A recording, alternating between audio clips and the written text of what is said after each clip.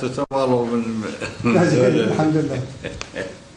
كلهم نفسهم لعبانة حتى المصريين ما يسموها نفسهم بس لعبانة منهم. وكيل وزير الخارجية قام يبكي، طلع شفيه وقام يقعد.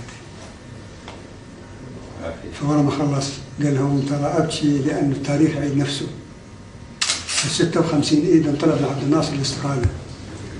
إذا جو هذول أبوهم قتلوهم اللي جو على المكرماني، وهو راح للأزهر وخطب خطاب الكرامة: سنقاتل سنقاتل سنقاتل لن نسلم أبدا. وصارت المعركة. السلام عليكم. وعليكم السلام. شلون رفاق؟ يا الله تفضلوا. الله بخير. الله بخير. مرحبا يا دكتور. شلون صحتك؟ مرحبا يا دكتور قاسم. شلون احوالك؟ الله يحفظك. الحمد لله. شلون اليمن؟ والله يسلم عليك اليمن، حجرها وشجرها وبشرها. الله يسلمك. اجتمعنا رفاق حتى نسمع من النائب عن سفرتهم،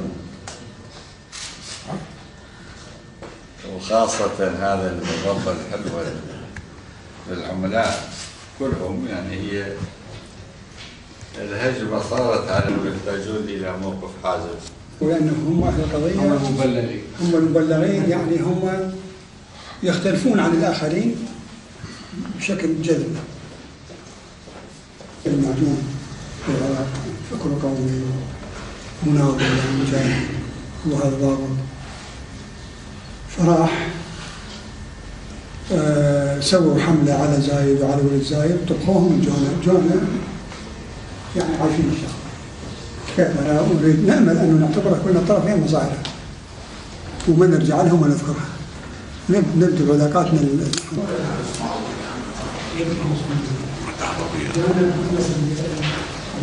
قلت له يابا أول ما بلغوا لصباح برقية مني رسمية أنه يجي أنا حمايته خليه تحمي، أنا أسوي له حماية بس خليه يجي، إحنا نريده يجي. وبلغهم رفيق ناجي للمرافقين يقول لهم ما يظل ولا حماية إلا يظلون اثنين على باب وطمانتي، كلهم يروحون حتى بالليل ورا من قلت هذا خاف طيب، نحن يعني قبل أن نتحدث عن المبادرة الإماراتية أريد أن أعرج على ما قاله الرئيس صدام حسين رئيس النظام العراقي السابق للعملاء كلهم، هاي خصوصا هاي الضبة للعملاء كلهم.